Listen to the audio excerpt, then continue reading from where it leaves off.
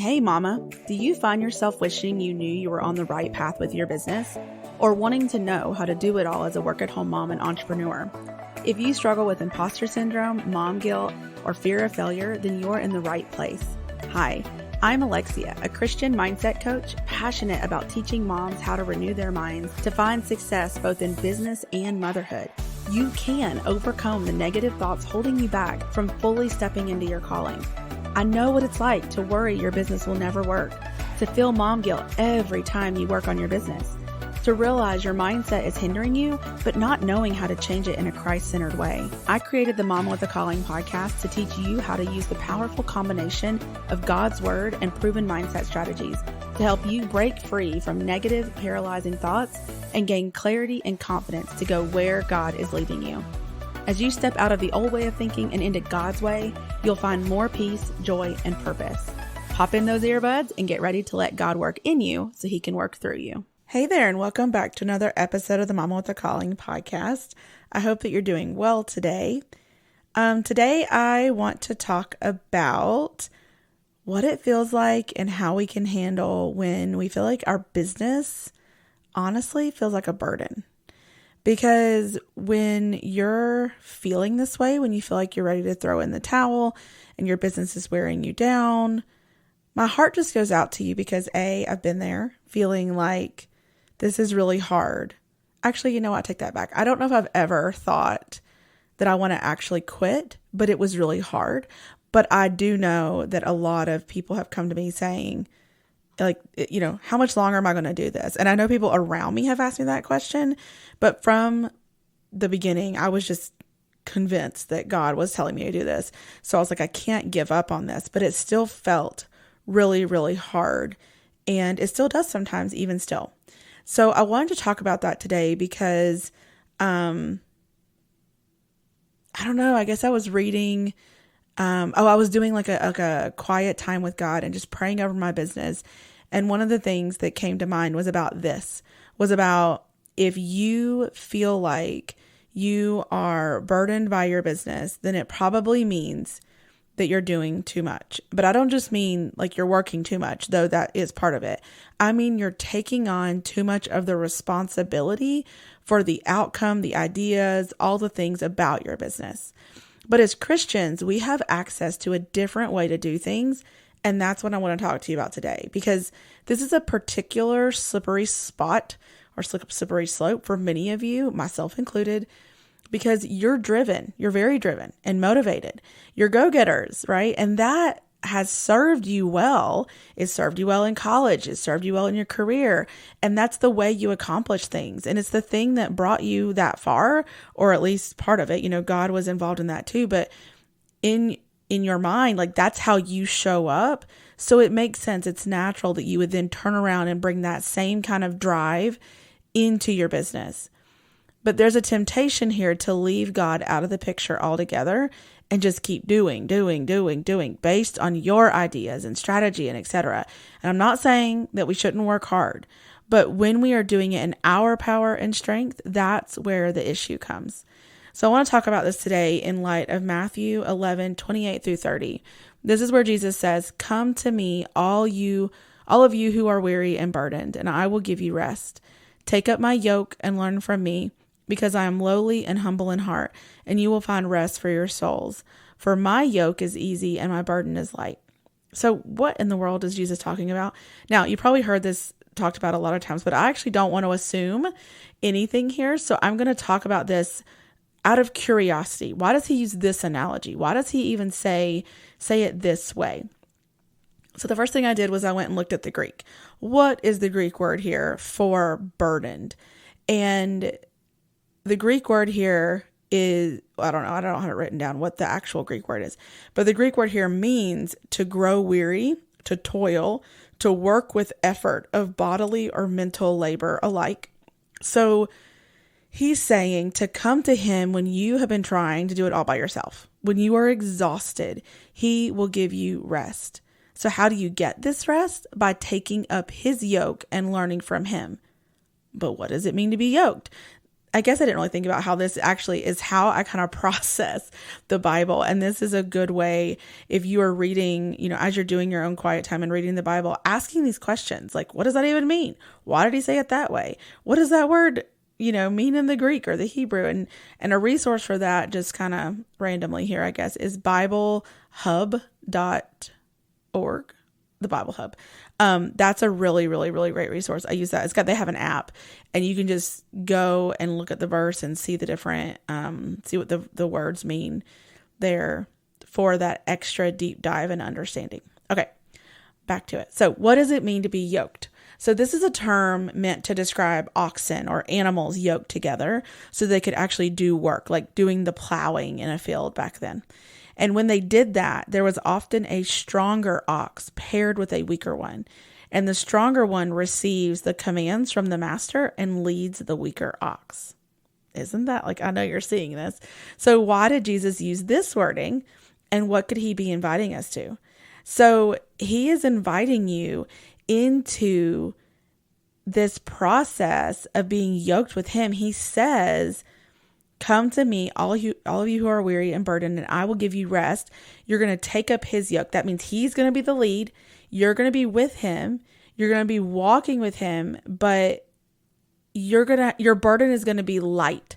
You're going to have to work, yes, but you're walking with him. You don't have to know all the things. So how can we apply this to our lives today?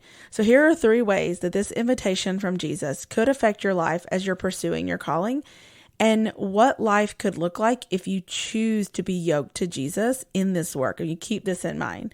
So number 1 is that you wouldn't need to know where to go because you'd simply follow, right? So thinking about being yoked again, you have to go in the same direction. If the lead oxen and the one you're yoked to, you can't just go off a different way, because a yoke is like this harness that goes over the necks of the 2 animals together. You are going the same direction, where one is going the other. So if you're trying to go a different way, you're causing all sorts of problems, or you're actually not doing anything. You're not able to go because you're not strong enough.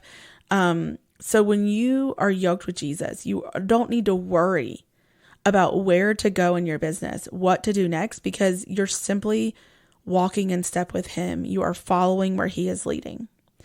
Number 2, you don't have to work as hard.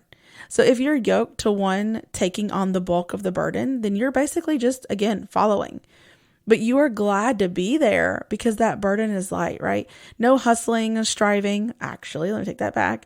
No striving, working hard and is still part of it. But hustling, you're not running ahead. You're going at the speed that he is leading to accomplish things that as he wants to accomplish them, not doing them in your own power. Now, you're paired with the power of Jesus at his suggestion. He wants that for you. When oxen are yoked together, they have a synergistic effect. This is really cool. It's not that now you have the power of 2 oxen, but actually more. So if one can pull 2,000 pounds, then 2 actually can pull 10,000 pounds. Basically, when you are partnered with him, you can do way more and have way more impact and get way more done, see more change in the world, etc., than if you do it by yourself. And then number 3 is you get to know the one that you're yoked with. And this is obviously an amazing blessing. But as we yoke ourselves to Jesus, we are spending time with him, letting him take on our burdens, constantly giving him back. Yep, I'm trying to take over again, praying to him every day to ask the Holy Spirit to lead and guide you in what you're doing for your business and for your life that day, and letting him love you the way he wants to. He said he would give you rest, and he welcomes you. So he's not going to force you. He invites you to this. And when you do that, what is that going to look like? So as you're getting to know him by reading the scripture, by prayer, and because to be able to follow, you have to know where he's leading. And to know where he's leading, you need to be talking to him and listening. So reading his word is a way to hear from him, but also through prayer that you will hear him speak to you. God speaks through people, events, all sorts of things. And also praying to him, asking, try this activity. This is something that I've been doing recently, and I really, really love this. So sitting down and just taking it to God and saying, I don't know about this. Like, I'm wanting to make this next decision. God, what do you say about that? And then the next thing I want you to do is literally have a notebook ready, or you can type it, but I think it's better to write it. But then just write down everything that comes to mind without judging it. Just write it. Don't try to filter it and say, oh, that wouldn't be God. Just write it down. And then, this has been amazing for me. But when you do that, you'll be able to tell when it's kind of you're filtering something and what God is saying to that specific question, because he wants you to know things. It says in James 1, I think it's in James 1, it says that he wants to give wisdom. All you have to do is ask him, and he'll give you the wisdom of what to do. So you don't have to be alone. So what does it look like when you're not yoked with him then? What are some signs that this might be where you are? This is where, that you're not fully yoked with him when you're doing all the work yourself in your own power, and you're trying to lead the way and do everything the way you think, and you have taken the burden on you. You're worried about making a wrong choice, the wrong next move, making sure you do the right thing in your business, and how am I going to make sure that I do this and make sure I do that? That is all you, right? That's not you following his lead and partnering with him and having that conversation with him. So basically, if you're feeling burdened in the work that you're doing, then you're doing too much in your own power. You're trying to take on the full responsibility for which way to go next, etc., without seeking him. But God invites you to rest in his help, rest and have peace knowing that he is leading you on the best path. You don't have to try to control it. Just surrender to his lead. You can trust him because he loves you. He's proven that with his ultimate sacrifice, and time again, even in your life so far.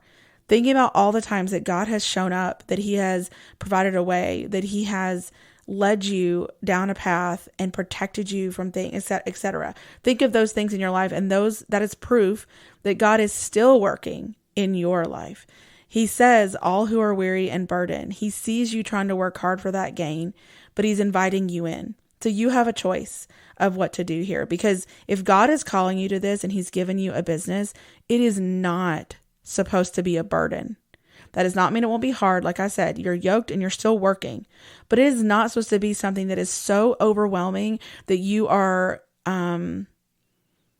feeling so burdened by this that you're just like ready to throw in the towel.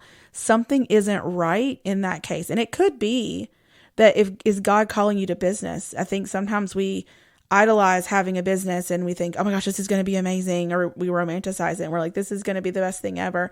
And it's not where God was actually calling you. That's a possibility. Maybe he's calling you to ministry. Maybe he's calling you to something else. Or he is calling you to business and it's just hard. But we've got our priorities all twisted up. We're not walking in his truth, but we're operating in lies instead. And we're trying to carry it all ourselves. And he never asked you to do that. He asked you to partner with him from the beginning in this. He's calling you and he's with you. Joshua 1:9 says, have I not, and I'm actually going to do an episode on this next time, but have I not commanded you to be strong and courageous? Do not be afraid or discouraged, for the Lord is with you wherever you go. That should be enough to tell you that when he called you, he said he will be with you. And if you're feeling like he's not, or you're feeling like things are really, really hard, it could be because you're like, no, I got it. And that's going back to the beginning here, tapping back into believing that, like without recognizing that you're doing this, you're tapping into what you've always known. You're that go-getter, motivated, let's go, let's get things done. And you can do that. You can work hard, but don't leave God out of it. Yoke yourself with him, pray, seek him, and trust that he is leading you, even though you're actually doing the work here on earth. So I hope that encourages you. I want to invite you to come over and join us inside the Facebook group. go to momwithacalling.com/community. If you're looking for a community of women who are going on this journey together, because part of this process too is that you're not alone. So sometimes that burden feeling too comes from, or is like magnified when we feel like we're all alone. Nobody around us understands.